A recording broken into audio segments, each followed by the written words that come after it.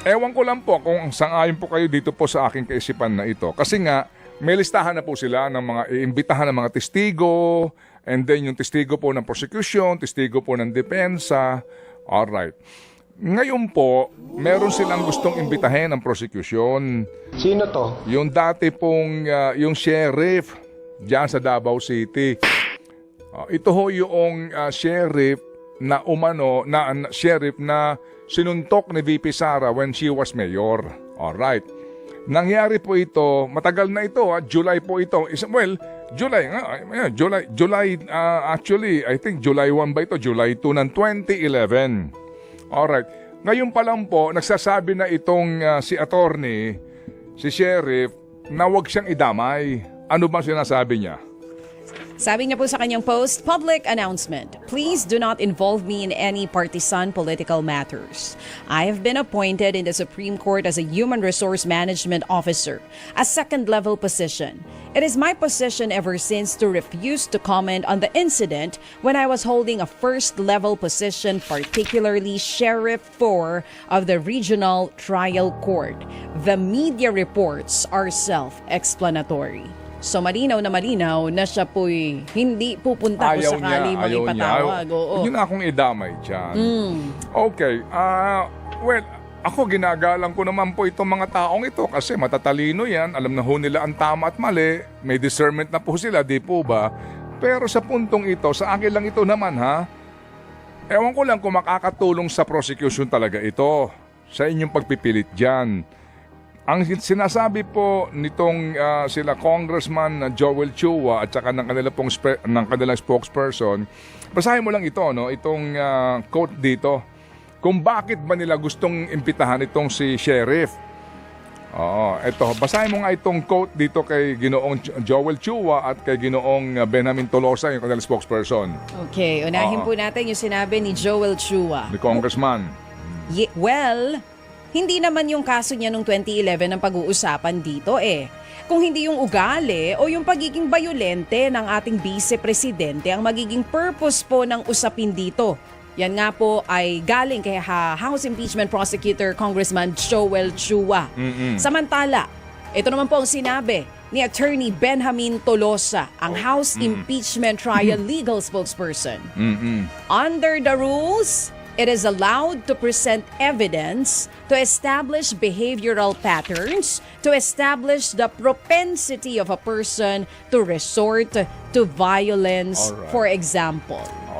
So kumbaga po, gagawin testigo ito para daw po doon sa pag-establish nila sa pag-uugali ng Vice Presidente at pagiging umano ay bayolente. Ito lang sa akin dito. Again, ito lang po naman po ay sarili ko lang opinion. Ngayon, mga kapatid, wag natin din pong itatanggi na ito pong impeachment na ito na panonoorin nating lahat.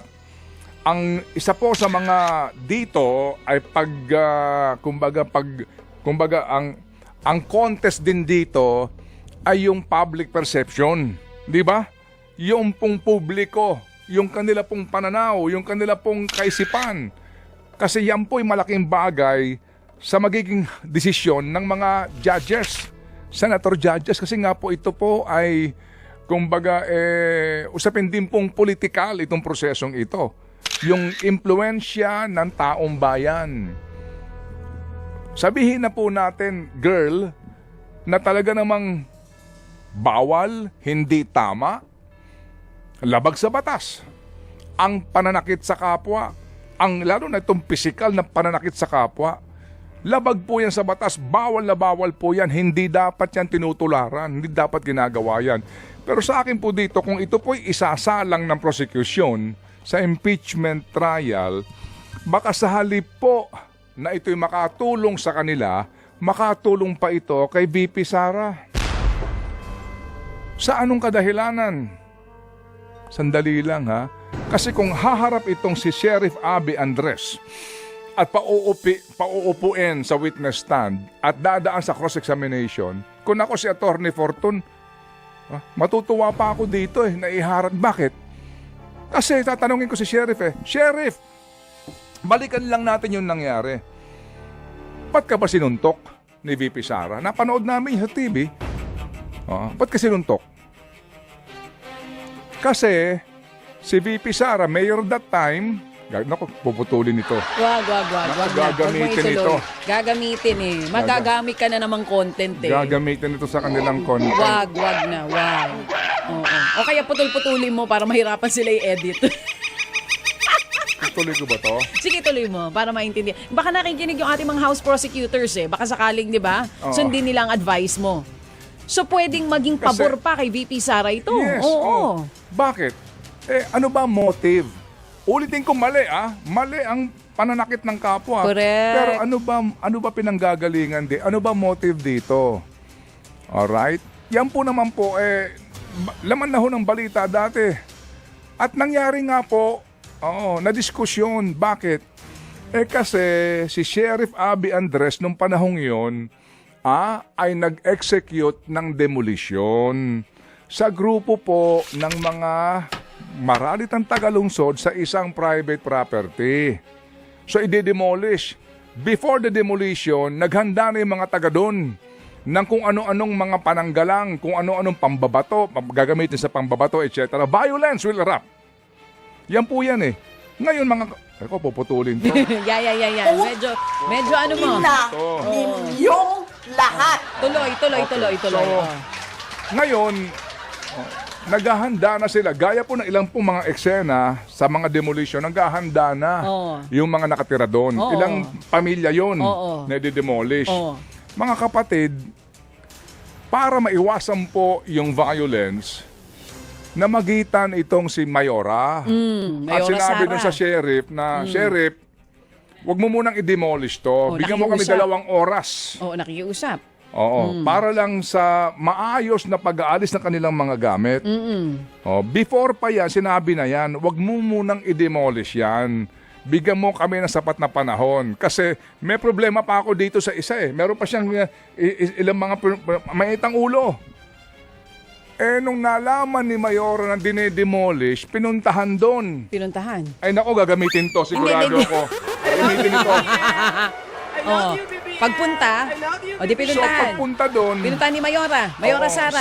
So nanggigigil, pagdating doon, talika dito, sinapak. Kitang-kita po yan. Not once, not twice. Halika dito! Okay, so Nagka-black ngayon, eye ba? yan, sige, ganyan rin. So, Nagka-black eye. yes, Nagka-black eye. na-hospital. Na-hospital Ang siya. lakas kaya. Malakas. Ang tindi ni Ayun mga VP kapatid, Sara, ano ang punto ko dito? Sige. So, siyempre, gagamitin po yan sa pagtatanggol na bakit ba nagawa ng tao? Ipinagtatanggol ang mga mahihirap. Yan. Ipinagtatanggol ang inaapi. Kahit na sino pang lingkod Hero. bayan.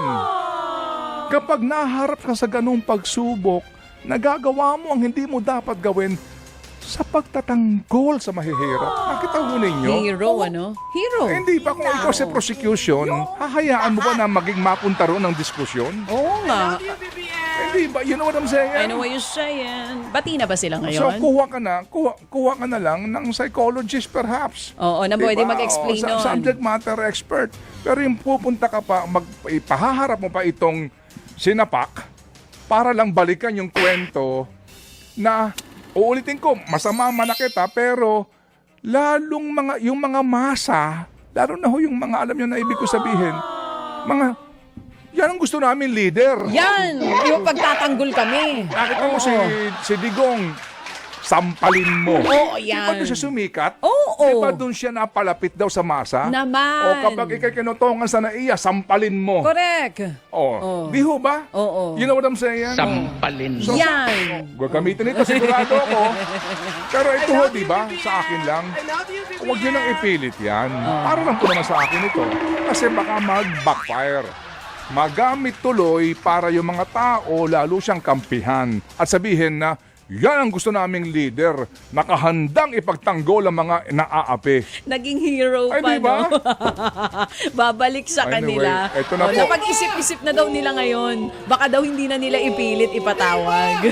Tama? Do you agree? Tama! Oo, kung yun ang dahilan. Pero bati na ba sila ngayon ni Sheriff? Nino? Si VP Sara at si Sheriff, okay na sila? Si Sheriff? Oo, Hindi, nagdemanda si Sheriff, ha? Oo, pero hindi, I mean, okay na ba? Hindi ko Kamusta alam, hindi kami nagdemanda? close eh. Oo. Pero sinasabi ko lang ito. Tama yung punto mo. Correct. Naisip nyo? Oo. Di ba? Oh, ang dami ho yung pwedeng tawagin. Wag na ho ninyong ibalik pa yan. Pwede nilang tawagin yung, ano ba, sino pa bang iba pwedeng Kasi tawagin? kung ako yung haharap doon, sabihin ko, gagawin ko ulit yan kung kinakailangan. Ba? Ako ninyo. Oo, Yan ang correct. gusto naming leader. Yan iboboto namin. Maaasahan, ipagtatanggol kami, yung mananapak sa oras ng pangangailangan. Hindi kasi, di ba? Okay, ito na. Baka masapag tayo, Sir Sunny.